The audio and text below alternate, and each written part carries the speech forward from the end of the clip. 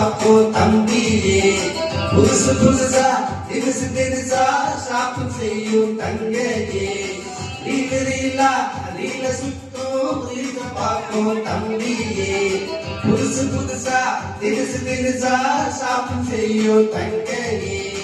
நியாய தீர்ப்பின் நாள் நெருங்குதே, அது தெரியுமா?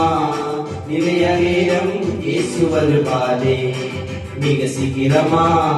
நியாய தீர்ப்பின் நாள் நெருங்குதே, அது தெரியுமா? நிலைய நேரம் இயேசு வருவாரே மிக சீக்கிரமா. Come on everybody, are you ready?